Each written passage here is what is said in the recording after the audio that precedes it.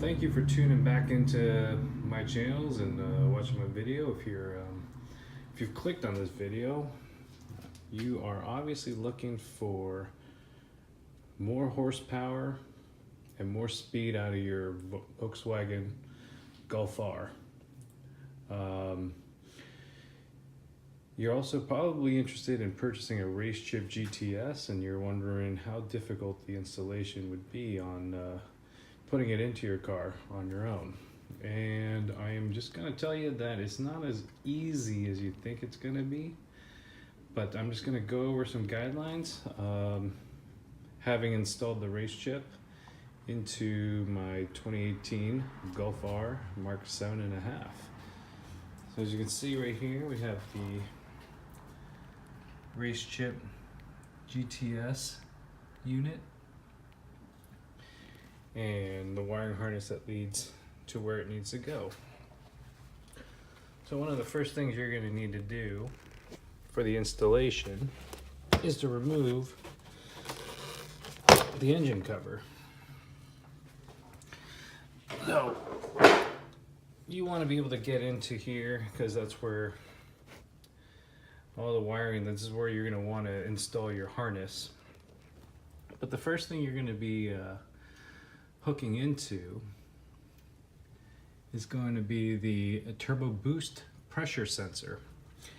Now, for this 2.0 liter engine that Volkswagen makes,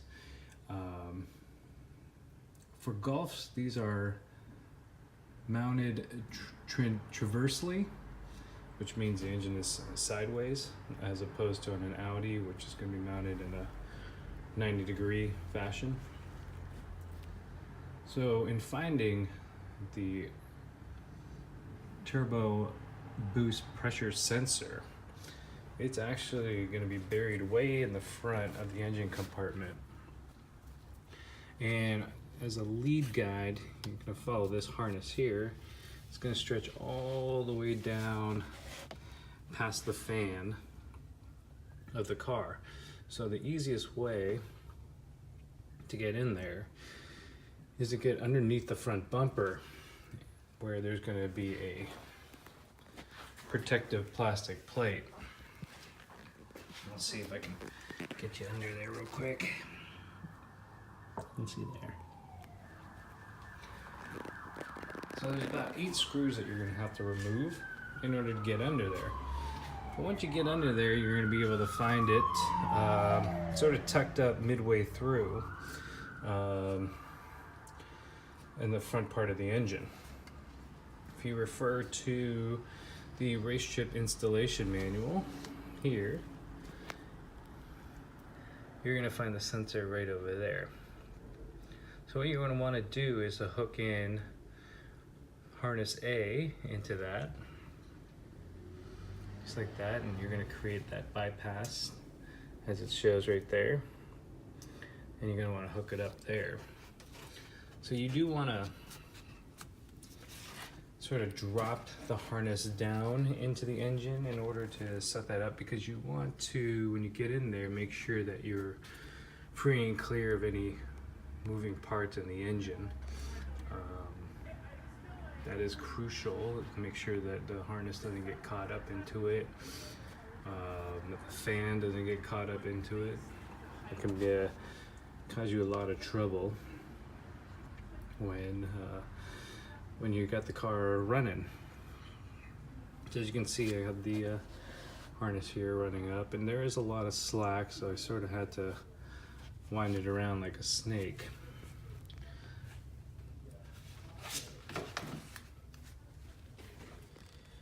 The next step is looking for the manifold absolute pressure sensor.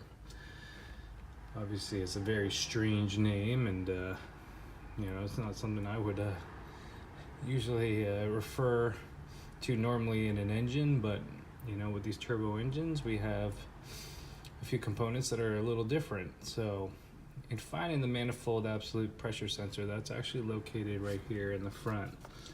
You see right here. So I have harness B connected into it. So what normally this will plug straight into there, but in this application, because you have the bypass, you're gonna have the wires sort of separate there, and you sort of want to wind the harness around as well, because there is a lot of slack, and you want to make sure that it sort of fits underneath the engine cover. So these clips are pretty easy. You just flip them out and you'll be able to sort of loosen them up and get it out. And then you're gonna want to have that connected in, and then find a way to wire your harness all the way through. So what I did is I have it mounted underneath this runoff tube here. Like, you want to sort of make it a nice and neat package. You want it to look clean, and then you run it over here. One of the weird things that I've sort of seen, or that experience with this RaceChip, is that they sort of gave me a harness with sort of an extra bit here. I don't know, that doesn't connect into anything for some reason. You know, RaceChip gave me this harness. So what I did is I just, you know, wound it up and put some twist ties on it. And I found a nice little nook in between the air box and the battery. Doesn't get too hot, so it's been a pretty good location to sort of stash all this stuff in. So I got it sort of all tucked into there. And obviously I got the RaceChip here, which I'm also able to sort of stash in there as well and keep it nice and tidy. I like having it sort of that close and easy to access, because when you get the car serviced, you want to put sort of you want to remove this and make sure that the dealership doesn't see that's installed in the car, because there is a potential that it could void your car's warranty, and no one wants that. So, and as you can see, side note, I've installed a VWR Cold Air Intake into the car as well, which was pretty easy, and as you can tell, looks pretty clean and looks like it is part of the car. So anyways, I have shown you how I installed my RaceChip GTS into my 2018 Golf R Mk7.5. Luckily the instruction guide is pretty straightforward. You're gonna find it's fairly simple, pretty self-explanatory. You're not gonna encounter any surprises. Again, I think really the hardest part of the installation was just getting to the turbo boost sensor, which is located way in the front, sort of down way below into that area there. But if you can get your car up on a stand or get it propped up, you should be able to get under there, and it'll take you about 5 minutes to connect everything, if that. So yeah, with that, you should have all your connections in place and tested, and and your RaceChip should power up when the car ignition's turned on, and you should be ready to go. Of course, they warn you that you should have your car turned off and locked with your hood open for about half an hour to make sure your computer's engine is completely shut off. And not engine, let me take that back. When you want to make sure your car's computer is completely powered off. So by locking the car and keeping the hood up, it should the whole computer in the car should power down before you install. So all in all, it should take about 30 to 45 minutes to install the RaceChip GTS, and hopefully this video helped you a little bit to sort of get some insight on how that installation takes place. RaceChip does say that it should bump your horsepower up anywhere between 72 to 79 horses. which is pretty substantial, and I was able to buy the RaceChip off of RaceChip.us, and fortunately at the time I bought it, it was on sale for about $400. So, you know, to add 70 plus horsepower for $400 was sort of a no-brainer for me. So anyways, hopefully this video helped you out, and yeah, appreciate you watching. And if there's any questions or comments, please feel free to leave them below, and definitely give it a like. Give this video a like when you get a chance, and subscribe to my channel, and we'll you know, hopefully provide a lot more content here in the near future. Thanks for watching, and keep motoring on. A quick PS. I've had this RaceChip installed now for probably 3 months, and there is a substantial difference in power in the car. You will feel it.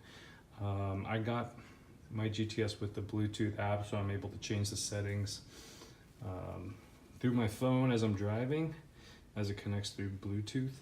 I have put it in race mode, full race mode, with the RaceChip XLR set to Race Plus, and the car is significantly faster. I haven't tried a 0 to 60 time yet. I haven't really fully tested it based on time. I've never taken the car on a track yet, but just in the streets, on the highway, there is a substantial difference in power. You know, by adding this VWR Cold Air Intake, which they say gives you about 15 horsepower boost, plus what RaceChip says that their device can offer into your engine. You're pushing probably, I'm pushing probably close to 400 horsepower in this Golf R, which is been pretty fun. And with the all-wheel drive, this thing, you know, handles really well, and on the back roads it is like it's on rails, and so it's been a fun little upgrade to this car, and I would definitely recommend it to anybody who's interested in getting one. You know, in no way am I endorsed by RaceChip. I haven't been paid by them or anything like that, but you know, it's a fun thing that I thought would be to have installed in the car, and it's actually proven that way. So anyways, thanks again for watching, and keep an eye out for other future content.